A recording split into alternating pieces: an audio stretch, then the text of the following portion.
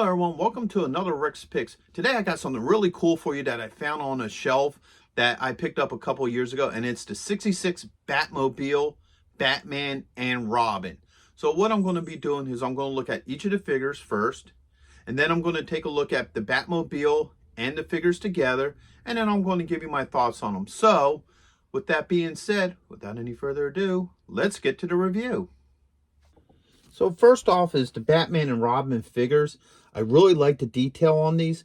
Now, unfortunately, I'm not 100% sure they came with any accessories. The Batman didn't. I think he came with a stand that I don't have. And the reason why I'm not sure if they came with accessories is because I bought them loose. Because I mainly got these two figures for the Batmobile. So if anybody out there knows if they actually did come with, accessories, just leave a comment in the comment section. So let's start looking at these figures. First off is Batman. All right, I love the detail. He has a very Adam West look to him, which I really like. So let's give him the rotation. I like how he has a cloth cape. That's really nice, and it's a really nice material that they use for it. All right. So let's start going over some of his points of articulation. So his head is on a ball joint. All right. He has move his cape. He has a shoulder joint, a bicep joint, an elbow joint, and a wrist joint. Okay. He also has a joint right here at the rib cage. And he also has a joint at the belt. All right.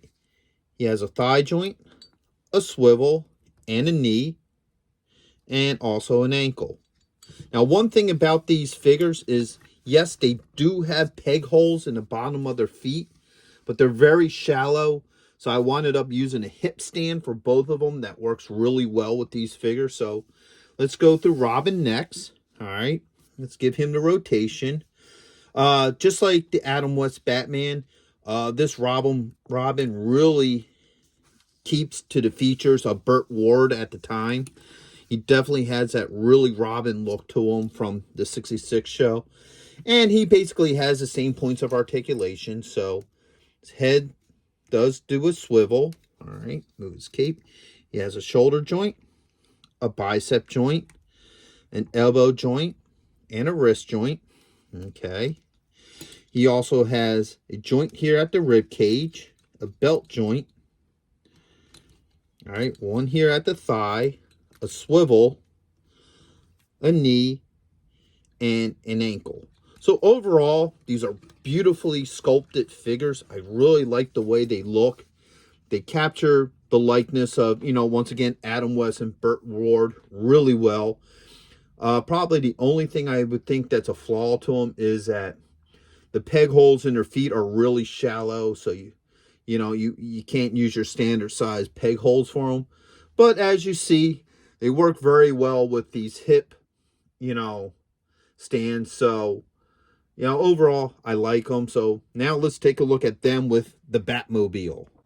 Hey, are you going to be in the Philadelphia area between September 9th and 10th? If so, check out RetroCon. It's affordable. They have lots of great vendors. There's going to be cosplay competitions, celebrities, and much, much more. So go ahead and check out the link in the description. And also, Samuel J. Jones is going to be there, better known as Flash Gordon. So check it out. Greg Evigan will be there, best known for BJ and the Bear, My Two Dads, and Tech Wars. And check this out, the rare Hasbro Proton Pack as a raffle prize. Now, you can't beat that. So here we have the Batmobile. Now, this is a beautiful looking Batmobile. There was a lot of work, a lot of love put into this. So let's give it the rotation. So here she is from the front. All right. This is the other side. All right. Here we got the back. All right. And once again, the detail, they even got the Gotham license plate there as well, which is really cool. All right. Then you got the bottom. All right.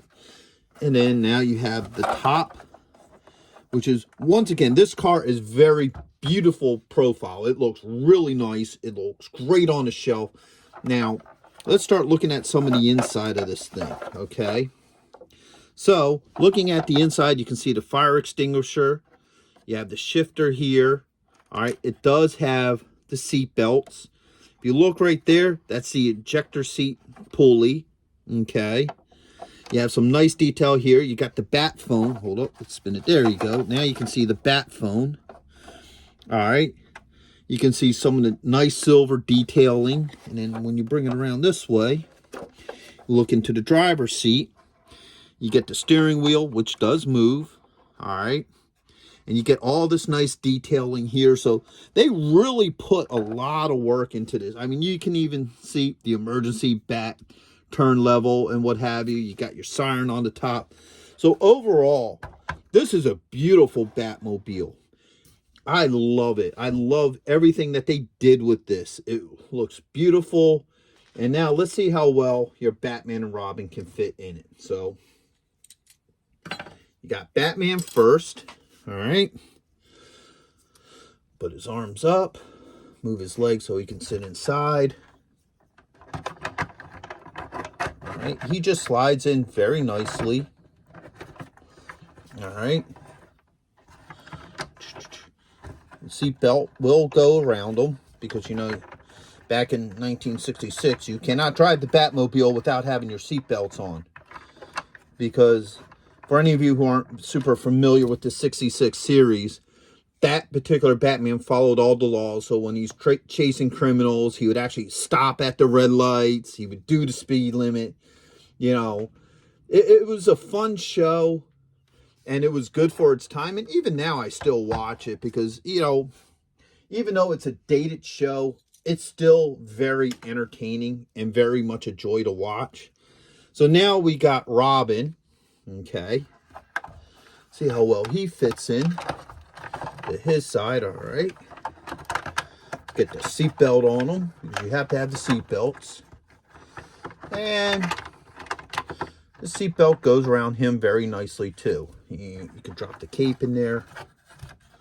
So as you can see, tilting it onto the side. So there's Bert in there, and there's Adam West. All right. You can get his, let me see if I get the angle. Yeah, you can get his hands on the steering wheel. It'll take a little bit of working, but overall, he sits very nicely in there. Robin sits in there very nicely. They can display very well in this car. So overall, I love this. If you're a Batman fan, especially if you're a fan of the old 66 TV show, I would highly recommend this for you. If you can still find it, I think it's actually now on the secondary market, so it's a little bit harder to find. Todd McFarlane made one of these too as well, but it's not as detailed. And I very rarely say that about Todd McFarlane stuff, that it doesn't have as much detail. So, you know, that is still nice. You could probably get that one a little bit cheaper, but I would recommend this one right here as the Batmobile to go to. So I hope you all liked this review. If you did, go ahead and hit that thumbs up. And if you haven't subscribed, then please subscribe. It's a small click for you, but it will really help this channel grow so I can do more reviews like this for you folks. And leave a comment. I'm always happy to hear from you guys. So until the next one, late.